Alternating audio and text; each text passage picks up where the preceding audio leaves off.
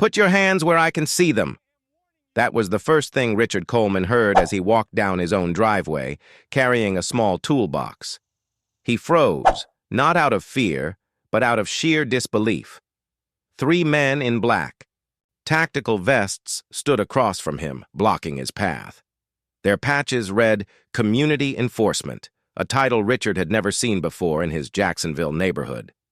Behind them, standing smugly with arms folded, was Linda Hargrave, the HOA president who had been hounding him for months about the smallest details.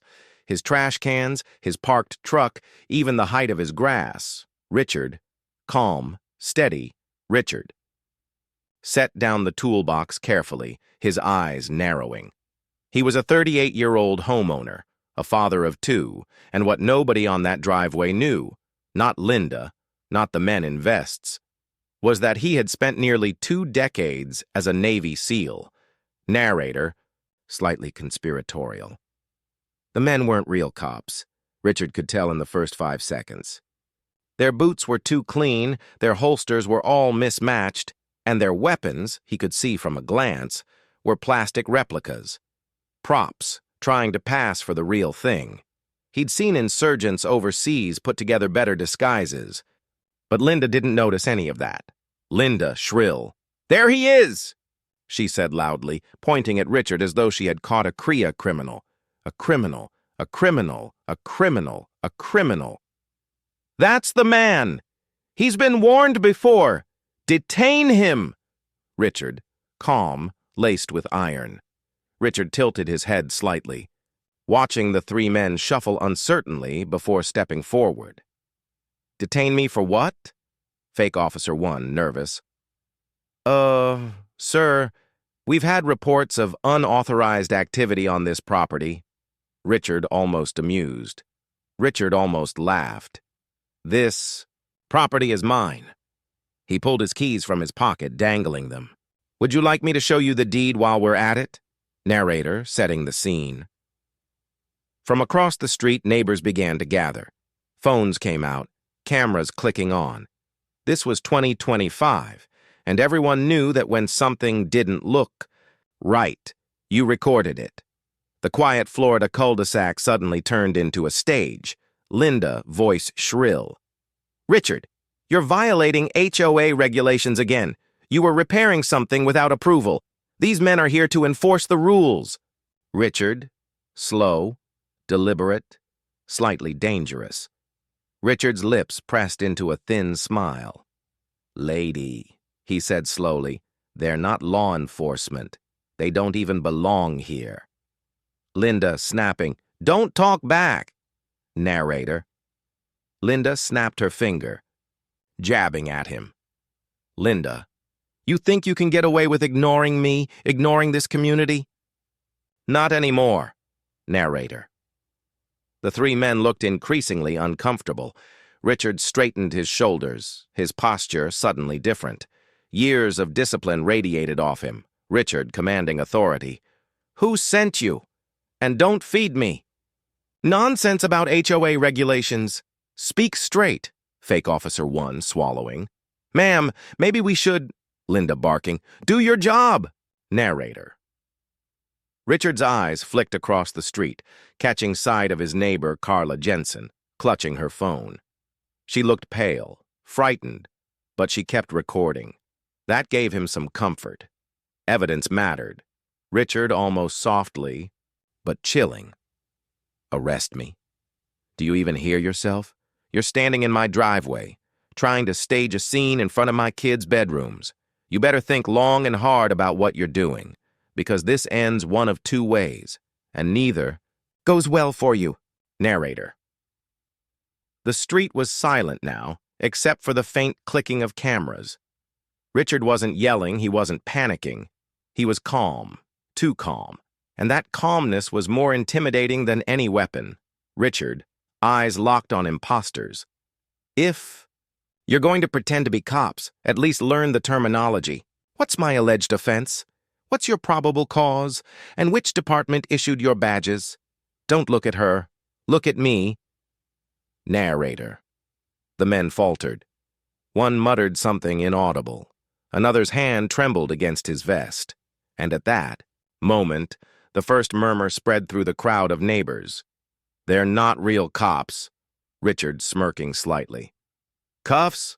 Let's see them then." Narrator. One of the men hesitated before pulling a pair of handcuffs from his vest pocket. They were cheap, shiny, the kind you'd find in a novelty store. Richard quietly, for all to hear. "You've got to be kidding me.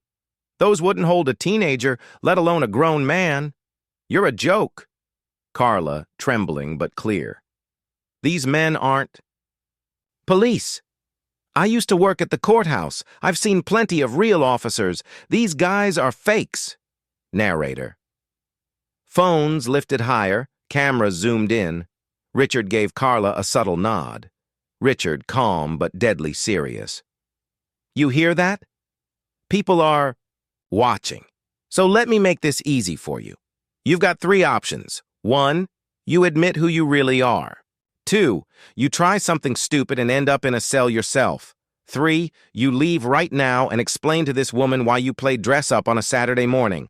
Linda, screaming. "Don't you dare bring race into this. This is about the rules."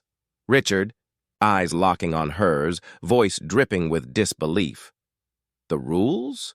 Lady, your rules don't come with fake cops carrying toy guns. You just endangered this entire neighborhood because you didn't like the sight of me holding a wrench." Narrator. Gasps echoed. Linda's face twisted with outrage, but her allies, the 3 fake cops, were crumbling fast. Richard, low, precise. "Do you have any idea who I am?" Narrator. That silenced the entire block. Even the imposters stopped fidgeting. Richard let the pause hang heavy and unbroken. Richard, slow, deliberate. "I served this country for 18 years. Multiple deployments, special operations. I know what real danger looks like, and it isn't me changing a light fixture in my garage. But if you keep pushing, you're going to find out what happens when a lie crashes headfirst into the truth." Narrator. Just as the tension seemed to ease, sirens wailed in the distance. The sound grew louder, closer. The real deputies were on their way. Richard, calm but commanding. "Nobody runs, nobody twitches. When those deputies pull up, you tell them exactly what you did here today. Because if you lie, I'll be the first to set the record straight." Linda, voice twisted with fury. "This isn't over, Richard. You think you've humiliated me? You'll regret this. You'll regret moving here." Richard, pinning her with a cold glance. "The only regret here, Linda, is yours. You dragged innocent men into your vendetta. You scared your neighbors. You tried to ruin a man in his own driveway. That's on you." Narrator. Red and blue lights flashed across the neat lawns. 2 Jacksonville Sheriff's Office cruisers rolled into the cul-de-sac. Deputy Alvarez, firm. "All right, what's going on here?" Linda, jumping in. "Officers, thank God you're here. This man, Richard Coleman, he's been causing trouble. He refused to comply with community enforcement, and he's threatening everyone." Richard, simple, direct. "Deputy, I'm Richard Coleman. This is my home. These men showed up dressed like cops, claiming to arrest me. They're not law enforcement, they're impersonators." Deputy Green, lip curling, holding up fake ID. "This is a joke. Where did you even get this?" Deputy Alvarez, sharp. "Ma'am, HOAs don't have the authority to send out fake cops, and hiring people to impersonate law enforcement, that's a serious crime." Carla, voice steady. "I got the whole thing on video." Deputy Alvarez, motioning to imposters. "Hands behind your backs. You're under arrest for impersonating law enforcement, unlawful detainment, and carrying replica weapons in a threatening manner." Clink of real handcuffs. Deputy Alvarez to Linda. "Ma'am, you're going to need to come with us for questioning. You set this up, and we'll need to understand exactly what role you played." Linda sputtering. "You can't do that. I'm the HOA president. I was protecting the neighborhood." Deputy Alvarez hardening his tone. "Ma'am, presidents of HOAs don't get to make up laws. You endangered your community today. You'll answer for it." Narrator. Richard stood quietly, arms folded, watching as Linda's world collapsed in front of the neighbors she'd lorded over for years. The crowd started speaking out, their frustration finally spilling over. Tom Wilkins shaking his head. Not anymore. Narrator. He muttered just loud enough for others to hear. Sharon to Richard. You all right? Richard. I'm fine. Just glad. It didn't go any further. Sharon. It's finally out in the open, isn't it? People are seeing what she really is. Richard, thoughtful. Yeah, but exposure's just the first step. What happens next matters more. Narrator. Over the next week, the HOA board voted unanimously to strip Linda of her role. It wasn't just about her anymore. It was about setting a precedent. Abuse of authority, no matter how small the stage, wouldn't be tolerated. Richard wasn't looking for praise. For him, the real victory was that the neighborhood had woken up. Richard, on his porch, to Sharon. People think strength is about yelling the loudest or swinging first, but real strength, it's discipline, it's restraint, it's knowing you could crush someone and choosing not to. Narrator. That's what Richard did, and that's what every community needs. People willing to stand in the gap, not with fists or anger, but with calm, unshakable strength.